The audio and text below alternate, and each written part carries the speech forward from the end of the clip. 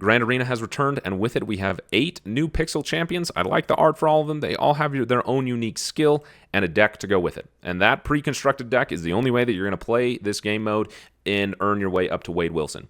For getting the new card of Wade Wilson or anything that you can unlock in this shop, this is one of the best opportunities you can take advantage and should be taken advantage of as a player in Marvel Snap. Whether you're a new player, a returning player, or a longtime player, you need to make sure you're taking advantage of this unique opportunity in Grand Arena. What is that unique opportunity and how do you take advantage of it? I will tell you both of those things. First, what is the unique opportunity? For the first time in the history of Marvel Snap, there is no collection, there is no deck building limitation, there is no meta comparison that puts one player at an advantage over another because everybody's playing the same thing, everybody has access to the same thing, and everybody is limited by the same thing. Yes, to be fair, some of these decks in this game mode are better than others. If you're interested in my rankings of those decks, I did a video with No Lux Given. Myself, King Emissary, joined No Lux Given for that. I'll link that in the description. It was a lot of fun. My opinions about some of the decks changed. So yeah, some decks are going to do better than others. That's just how things go. But that aside, the difference between winning players and losing players in this game mode is ultimately, well, 2 things to be totally fair. RNG and skill. RNG we're going to completely ignore because we can't control that, and in life you should control what you can control and focus on that instead. One of the things that you can control is your abilities and skill as a player, and this is a particularly unique opportunity for you to develop them in a way that you normally can't in Marvel Snap. Because to be fair, you can still develop these in regular game mode anytime in Marvel Snap, but there is an extra variable of your collection versus the people that you're going against and how that influences your ability to actualize your skills and your talents and your abilities as a player. You can have the greatest abilities ever, but if you don't have the cards to allow you to use those abilities, then that limits you. That variable has been removed. Truly, it is your opportunity to 100% focus on your abilities as a player. So how do you do that, and what are those abilities that you could focus on? I actually asked other creators in the Marvel Snap Creator Program, and I asked them what are the most important skills and abilities of great Marvel Snap players, and how do you develop them? Their answers are so good and so long that I put them all in a Google Doc in addition to links to where you can find their content if you're interested, and that is in the description if you want to read the whole thing, as I highly suggest you do to improve your ability as a player. If you want to get better at playing Marvel Snap, that's a good thing that you should read. But I've tried to condense everything because also a lot of that advice is relevant to snapping, and there's no snapping in Grand Arena, so I want to focus on the things that you can specifically practice and specifically develop in Grand Arena and in this very, very unique opportunity to have deck building and collection availability not get in your way of developing your skills. So I've got 3 things for you, and then at the very end, I do have something to focus on deck building and collectioning and things related to deck, because although we can't control that in Grand Arena, there is some stuff that we can learn to develop your skills and abilities in deck building, which is an important part of Marvel Snap. So 3 things. 3 skills, 3 abilities. We're gonna say abilities because we have skills in the game, and that can get confusing. 3 abilities that you as a player can practice, develop, work on, improve by being intentional in the way that you play Grand Arena. First thing, thinking about board space as an advantage and how that matters from the first turn of the game. Second, analyzing and understanding matchups of different decks, specifically your opponents. And then the third one, predicting how and in what ways your opponent is going to play and why. So the first thing is thinking about board space as an advantage. No matter what deck you're playing and no matter what game mode, because we've yet to see this change in Marvel Snap, at most, you can have 12 cards on the board. At most. You can play more cards than that because we have destruction and we have skills that do things, so you can end up playing more cards than that, but at the end of the game, at the very most, you're going to have 12 cards on the board. So that means that you can, and probably have in your experience, run out of room, and that is an important thing to think about from the very beginning of the game. A great deck to analyze this, and a deck that maybe you could play if you want to practice this is, well, there's actually kind of 2 decks. Well, kind of all of them do it, but the one where there's, well, actually, okay, now that I start to think about it, it really affects all of them in so many ways. But the 2 where you're going to feel it the most, where it's going to be most obvious, where it's going to be a very, whether you want to think about it or not, it's going to make you think about it, is the best way to describe it, is the Thanos deck and the Sentinel deck. because both of these decks, both in the way that they play and what they're seeking to do and how they win games, in addition to the skills from the champion, care a lot about what is on the board and what type of card is on the board and how that card is contributing to your overall game plan. And it also requires more than just one thing of that card. So again, the Thanos and Sentinel deck are going to help you develop the awareness and hopefully practice the skill of caring about board space as an advantage and ways that you win games. I'm just going to talk about the Sentinel one to keep it simple, but this can apply to any deck. But in particular, the Sentinel skill wants two requirements being met. It wants Sentinels on the board, and it wants created cards on the board that are not Sentinels, which makes it extra challenging. So now you are carrying kind of this burden of, I want Sentinels on the board, I want other created cards on the board, but I also need to play meet a third requirement of playing cards that give me generated cards to the board. Suddenly, you are running into a contradictory game plan. Because if you're playing Mirages and Hawkeye K Bishops and Friggas and Bastions and Maria Hills, you're going to run out of room to play Sentinels, or you're going to run out of room to play the cards that are generated by Maria Hills and Hawkeye K Bishops and Mirages and Friggas and all of those types of things. You're not going to be able to do all three perfectly every single time because you simply will just run out of room. So it's one of those things that at the beginning of the game, you need to look at your hand and look at your hand in your first 3 turns and decide, is this a game where I'm going to try and get 1 or 2 Sentinels really big by having other created cards on the board and only 1 or 2 Sentinels, but they're each like 11 power from Victoria Hand and the Project Armageddon? That's a good game plan. Or is this a game plan where I'm going to play a lot of Sentinels with Victoria Hand, Devil Dino, and Mockingbird?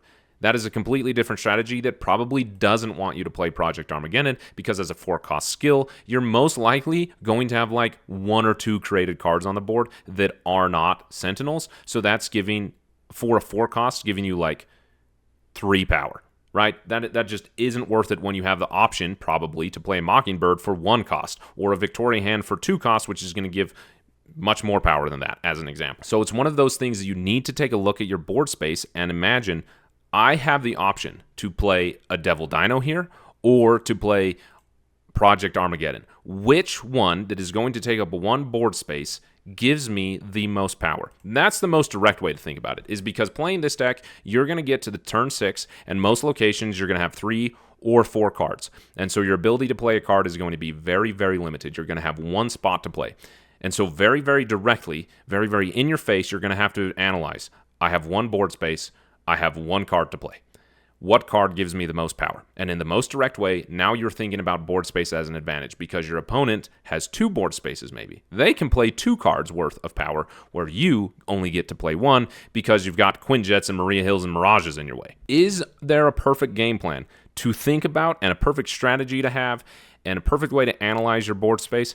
Probably. I sadly am not the person to teach you that because I am still learning. But generally, you need to kind of keep things in mind. Is this a location that I am intentionally throwing? Is this a location for my Quinjet? Quinjet does not give you a lot of power, but Quinjet enables you to do other things with more power. Is this a location where I put my Quinjet and my Hawkeye K Bishop and my Maria Hill? And I put other cards that are going to be more powerful in other locations. So you think about it on the point of the game is to win 2 locations, not all 3. So use your board space in that way to kind of put your enablers in one location and your powerhouses in the other 2. That's one way to think about board space. The other way to think about board space is comparing yours to your opponent's. If you are looking at a particular board slot and you say, I have 1 spot to put a card, they have 2 spots to put a card, I probably need to either move on from that location or compare our power values and put a card that on its own can contest 2 cards worth of power. Devil Dino is a good example. Devil Dino can get to like 20 power, right? Is that 18 power is the biggest that Devil Dino can get, right? That's kind of a bummer. That's not a lot of power, actually. Like it is, but there's like Weapon X gets Chamber gets that big. Wow. Devil Dino needs some help. Anyway, but I hope you're understanding the comparison, that you have to think about how many options do I have to play here? And is playing a card there limiting my option to play there in the future? and is taking away that option to play something else there, something I want to do. That's probably the best way to think about it. Let me rephrase that because I just taught myself something. When you go to play a card, you have to think about, this card will take away an option for me to play something else. It will remove an opportunity. Is it giving me enough to validate its removal of an opportunity? If it is, then it's worth playing. Each of these decks is going to care about these things in a unique way, but basically there's kind of two elements of this first ability that you need to focus on, is what board spaces that you are choosing to occupy, what game plan do they enable? What game plan do they lead you towards focusing on achieving? And then when you play a specific card, does that card worth the investment that it is requiring of you to take away an opportunity by occupying a board space? Particularly that second one requires you to do some comparison to the opportunities and investments your opponent is putting on the board. A good way to think about this is, let's look at a card like Frigga. Frigga is a 4-power card. She puts 4 power on the board and occupies a slot. There you go. You now cannot do anything else to get Frigga more power with this deck, right? Because she's not a generated card, so she's not getting power from Victoria Hand. You don't have skills to give her more power. Like nothing else can give Frigga more power. When you play Frigga for 3 and 4 power, that is it. You have used her to generate you a new card, but you cannot do anything more to make Frigga more valuable than 4 power. Compare that to something like a Venom. When you play Venom, he starts at 3 power.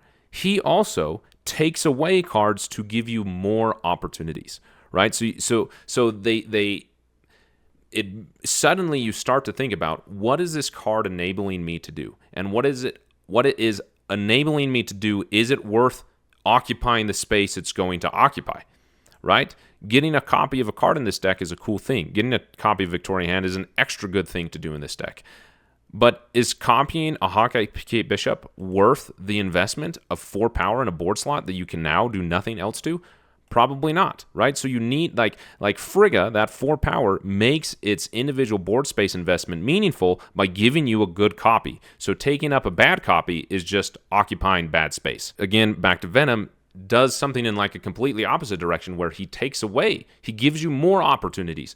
And so that is a way to think about it. But every single one of these decks is going to care about board space in a different way, and board space as an advantage, in that the Sentinels deck is going to ask you to think about what strategy you are going for this game. Is this a Project Armageddon strategy? Is this a Devil Dino strategy? Is this a Victoria Hand strategy? Or is this a Mockingbird strategy?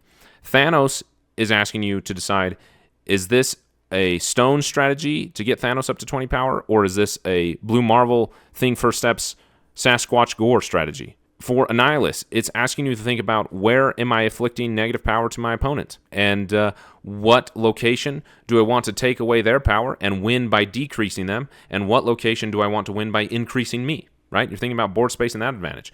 Rocket Raccoon is thinking about board space in that, where is my opponent playing their cards, and where do I need to match their investment, and using cards to try and influence that. Black Panther, particularly because of Black Panther's skill, Wakanda Forever, that gives power equal to your champion to one of your cards here, wants empty board space. It would prefer to give Black Panther's power to something like Lasher, or Symbiote Spider-Man, or Vision, or Herbie. Right? Cards that are going to be able to do more with it than giving that power to Grandmaster. So you are thinking about board space in what is not there. By not playing a card, by choosing to play a card in a location that is on its own, what does that enable me to do with Wakanda Forever, or the other thing that this deck wants me to do? So you're thinking about board space and board space as an advantage by emptiness, because you want the board to be empty in an appropriate way so that you can hit the right strategy, so you can achieve the right thing. Captain America has cards that combo together with the likes of course, Captain America himself. He needs other ongoing cards there, but Captain Carter, she cares about board space in a really interesting way. Mr. Fantastic cares about board space in an interesting way. But more importantly, his shield throw. You need to have an open spot for his ability to work. The Destroy deck is kind of the opposite in that, what is this by playing my destroyer here, what new opportunities am I creating for myself in this location? Is this the location where I want to invest a lot of my power? That type of thing. And the Iron Man one cares about that in that each board space occupies meaningful value to try and help you win a location for your skill of Stark Technology to get Iron Man as big as possible in getting high value quickly and owning that location rather quickly, and then continuing that momentum that the deck provides. So hopefully that made sense how you can use these decks and their unique strategies, particularly the ones that are going to have you focused on it the most and in the most like in your face. You're going to have to care. Like you can play a Black Panther Wakanda Forever deck without being aware of board space as an advantage. You could. But the Thanos deck and the Sentinel deck is going to make you pay attention to board space as an advantage. And so those are decks that you could play if you want to focus on that ability. That will take us to the second ability you should focus on as a player in Grand Arena, and that is understanding and analyzing matchups in Marvel Snap, and which deck is favorable to win in that matchup and why, and how that should influence your game plan. Now, a lot of these things blend together, as you saw when we were talking about the last thing, thinking about board space. Board space matters in comparison to what your opponent is doing. So that is related to the skill about understanding matchups. When I talk about understanding matchups, I mean is why is a Captain America deck going to do really, really good against Thanos? Why is the Iron Man deck going to do good against Captain America? Why is the Sentinel deck going to have an absolute horrible time against the Annihilus deck? Why is the Rocket Raccoon deck actually going to be somewhat good in the Annihilus deck? Why are decks positioned against each other the way they are, and how does that influence the way that you play? Because you are not playing your game in a vacuum. To be fair, Destroy as a strategy has probably been like the most, I'm going to play my game plan and not care about what my opponent has done strategy to exist in Marvel Snap, and that is totally fine. And you can still kind of do that. But this deck can lose momentum quickly and suddenly be in a position where it really, really needs to care about what your opponent is doing if your opponent is smart. In that this deck, very, very prominently, from the beginning of the game, reveals where its power is going to be.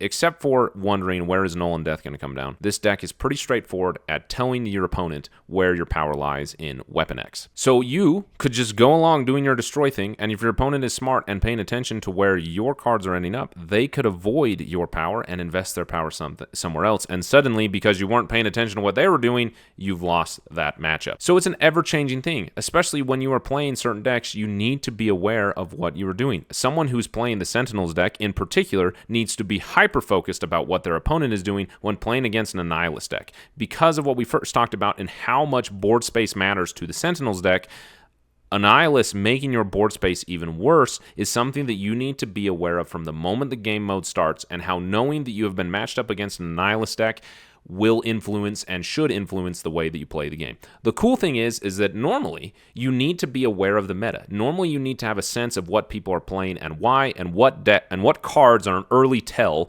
of what you're going up against. You do not have to do that in this game mode. The second you see their avatar, you know exactly what they're playing, and you can immediately start making decisions about how you need to play against them specifically. You are now taking into account more than just your 12 cards. You're thinking about your 12 cards and your opponent's 12 and how that influences you. You should be using this mindset and this ability in every single deck that you play, but if there's one of the decks that is going to force you to think about it the most, it is the Annihilus deck. And then kind of the Captain America deck, but that one is much harder to explain.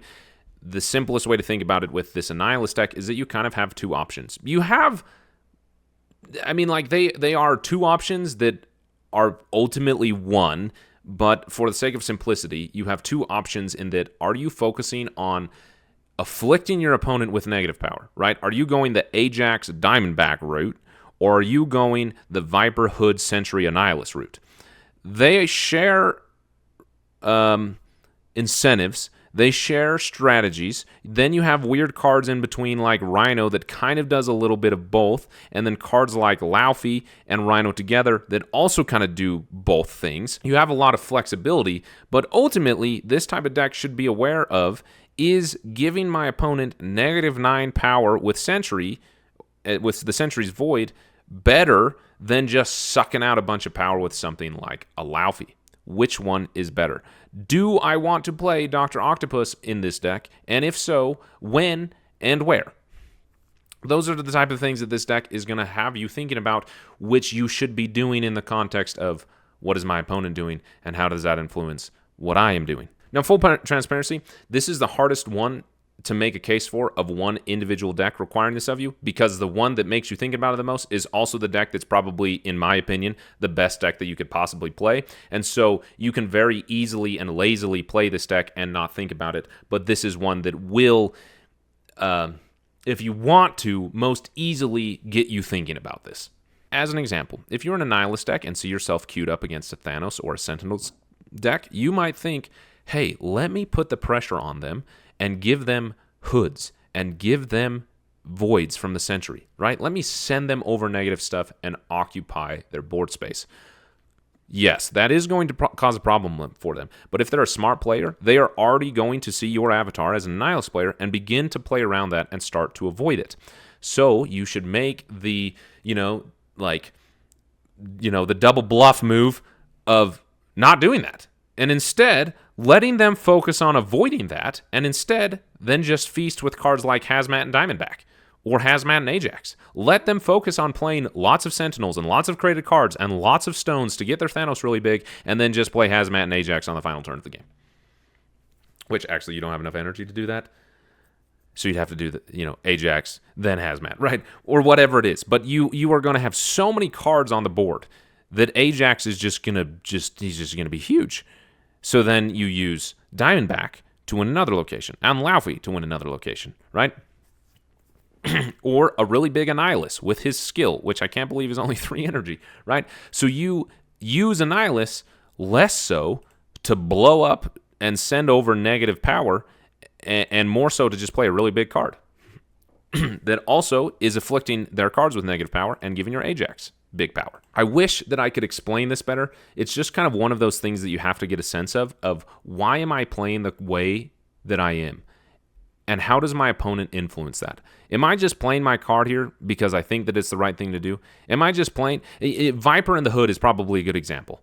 If you want to send over Viper with the Hood, the interesting thing about this game mode is you can just wait until turn 3. You'll have 4 energy and play them on 1 turn. They're probably not going to have a location filled by turn 3. Easy peasy, you pulled off the combination.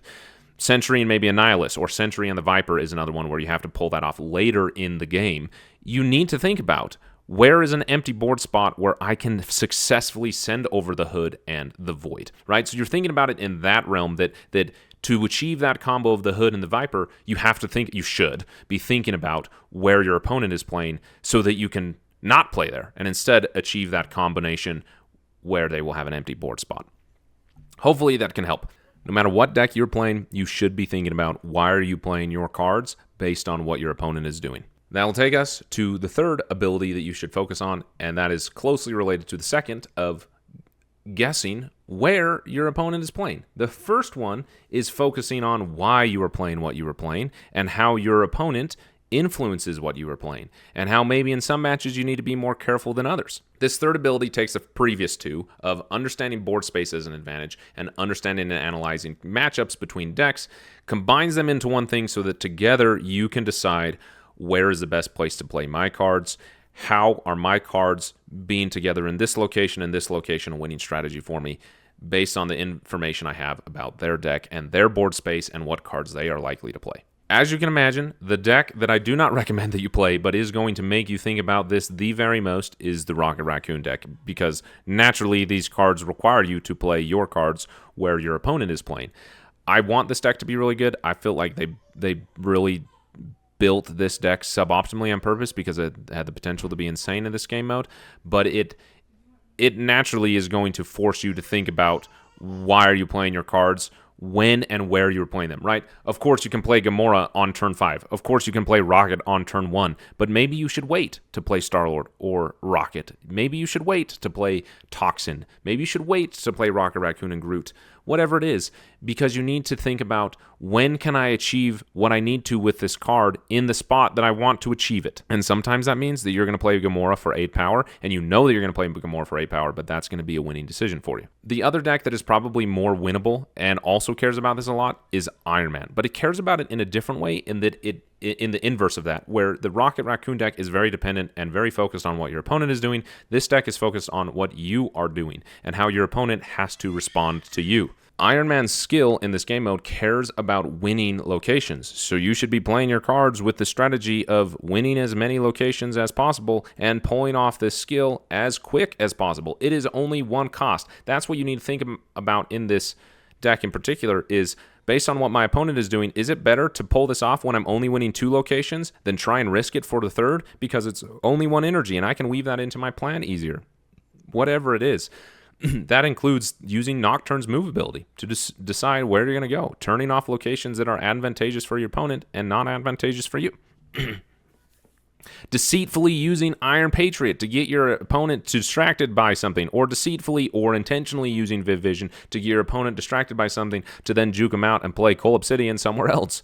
And then win that ability with the skill, right? These are decks that you can play that if you're playing them right and you're playing them the way that the cards are telling you to play it, if that makes sense. You could go in there and you can click and drag and tap and all that and just put the cards wherever you want. Or you could believe in the heart of the cards and listen to what they are telling you and be influenced by the strategy that they are presenting for you in this deck that is built the way that it is, in line with its skill. And this is going to be true for every single deck. I talked about this earlier with the Black Panther Wakanda Forever, that this skill is built in a way that you probably want to play less cards than more, and you want to have really late power at the end of the game. Same thing can be said about the Captain America deck, in that you want to be pulling off this shield throw, and you want to be putting ongoing cards on the board, and you want to hit them with Spectrum, or you want to pivot and do something with, Captain Carter and Mr. Fantastic or something. Either way, you need to be thinking about why your opponent is playing the way that they are and how that influences you. If you are playing the Captain America deck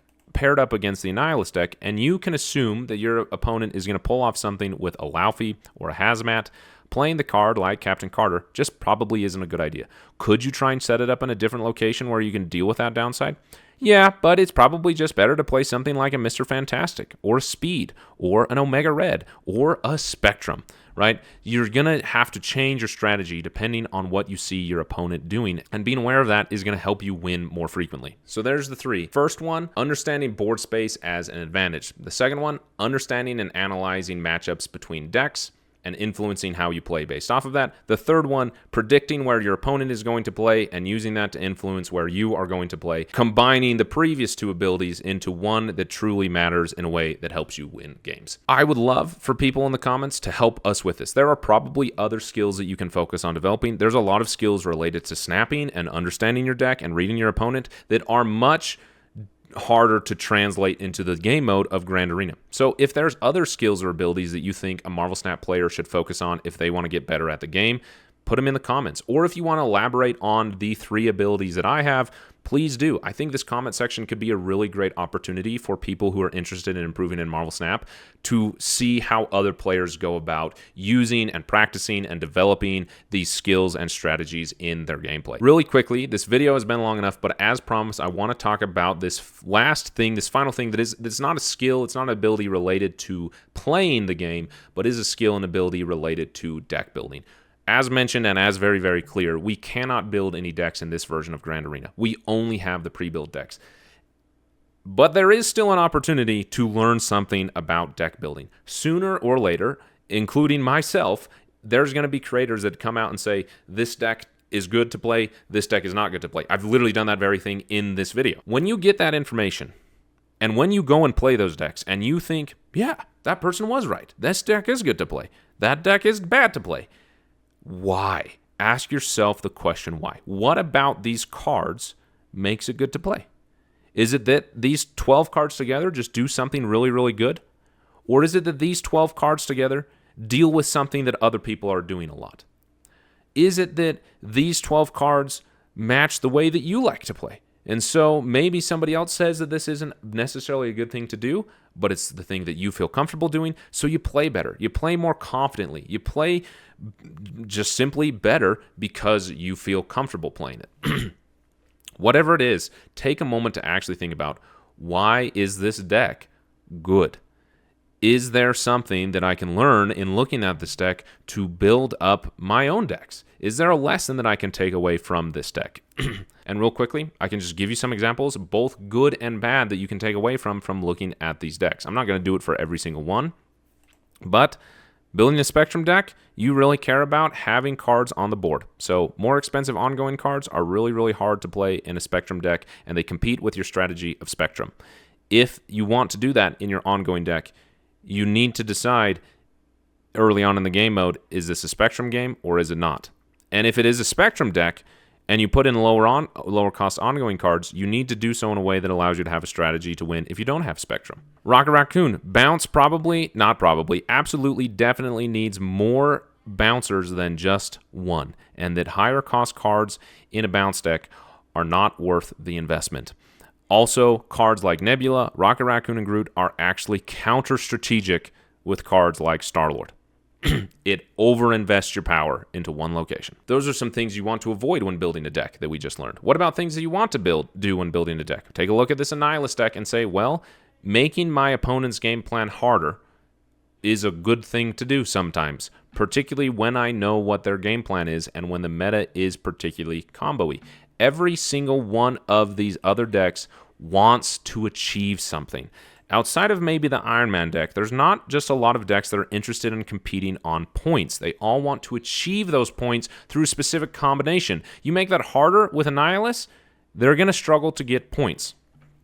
That is good information in deck building. Another good example with the Sentinels deck, which is, you could take some bad examples from this one, but a good one is having a deck that gives you multiple options of winning is a good position for a deck to be in when you have variability in what you are going to be playing against. When you are uncertain what you're playing against, or when you are playing against a wide variety of things, having options is a good thing. And having game plans that can change depending on the RNG and depending on what your opponent is doing is a good thing. I bring that up because, as I mentioned with the Sentinels deck, each game you're going to have to decide, is this a Devil Dino Mockingbird style deck, or is this a Sentinels Project Armageddon deck, or is it just a Sentinel deck and not a Project Armageddon deck, right? You have to decide those things.